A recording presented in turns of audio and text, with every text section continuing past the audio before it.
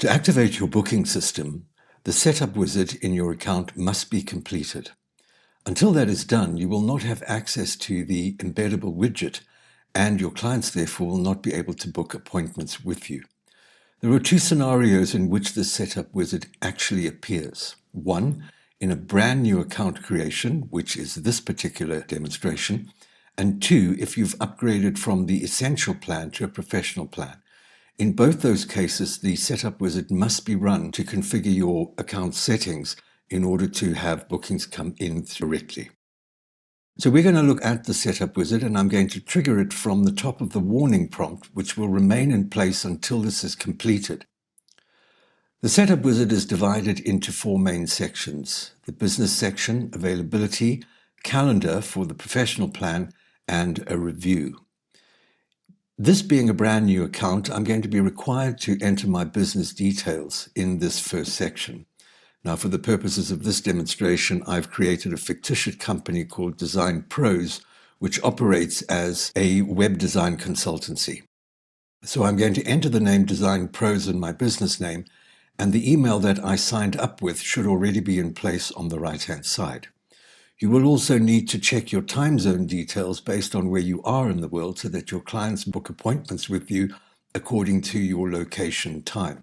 I am in Johannesburg, South Africa, so I'm going to leave that in place, and we're pretty much done with setting up step number one. So let's move to step two. Step two is the availability settings. Now, this is a relatively important section because it's going to configure what the client will see in the booking widget. Your business hours are going to be the time that you are available to receive bookings. Typically, as you see on the right-hand side, a business day might be from 9 a.m. to 5. But if you are wanting to change those, you can use the time picker box in the start and end times and simply change the start and end times that you want for your business. I'm going to leave it with the default as 9 to 5. Working days is the next section. And this again is another fairly important part because you'll want to be able to control which days you can receive bookings and which you can't.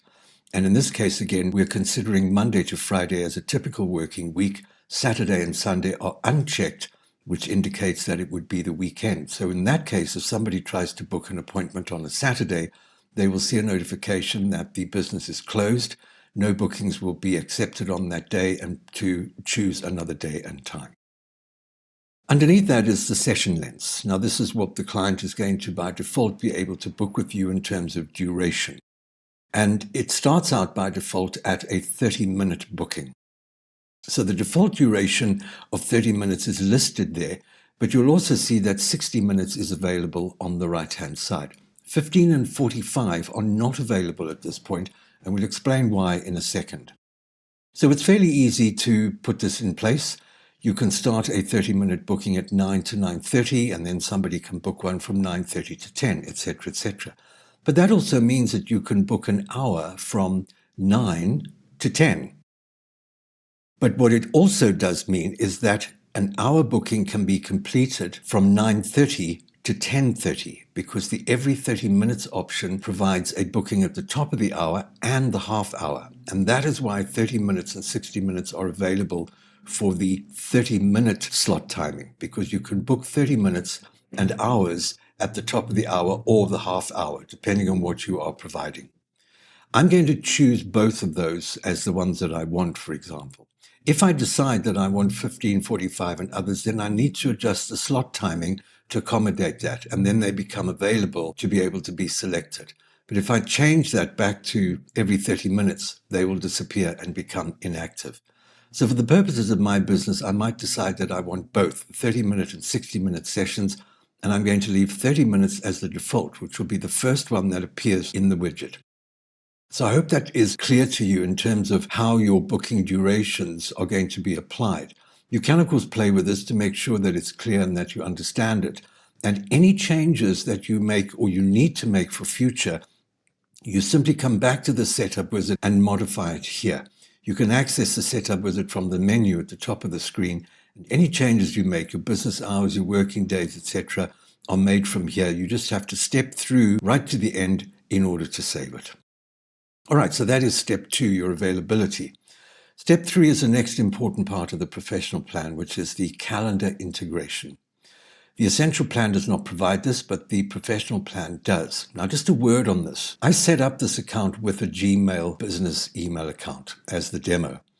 When you create the account, you don't need a Gmail account, but you will need a Gmail account to connect your calendar. So if your emails are different, for example, if your Booking Wizard account is a non-Gmail account that you've signed up with, when you get to this step for the Professional plan, you will need a Gmail account to connect a calendar. In my case, it is the same, but yours might be different. So the calendar setup is activated by default, as you see in the top of the screen there, because it's required for the Professional plan. Below that is a switch for Google Meet appointments.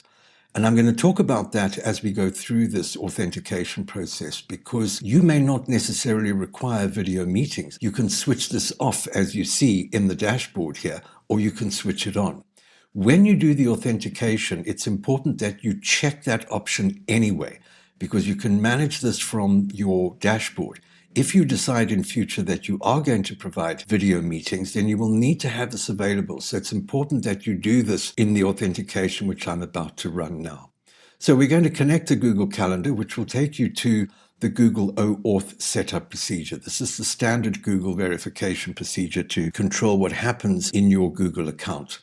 The sign-in on the left to Booking Wizard, and I'm going to use the same email address that I signed up with for the account, because that is the account that I'm going to connect the calendar to. So bookingwizard.demo@gmail.com.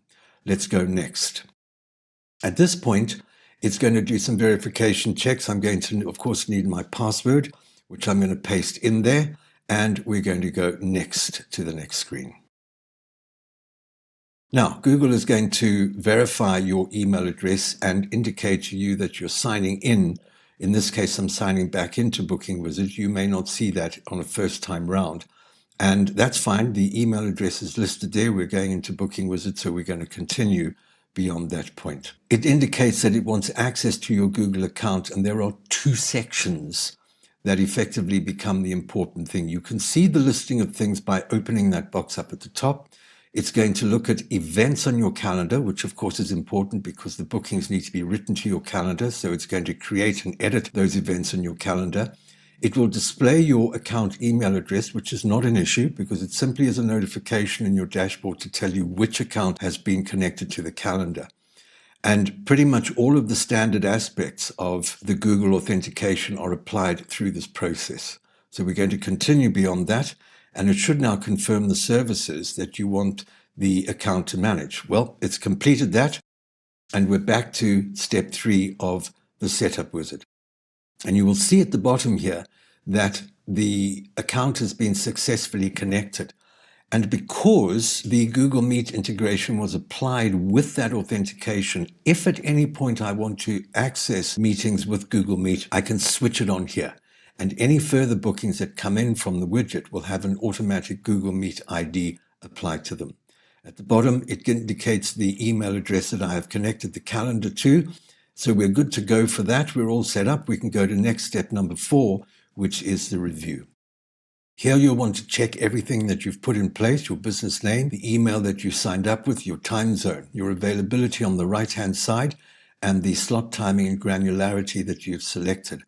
Underneath that, it confirms the calendar integration with the email that is connected. We're ready to go. So we can complete that setup. Now, in order to check that things are working correctly, it's probably advisable at this point to just do a 30-minute test booking based on the time that you are doing this now. It's just going to put a booking on the calendar to confirm that it's working. So I'm going to run that and do a test booking to confirm that this is now connected correctly to the calendar. It says that it is connected.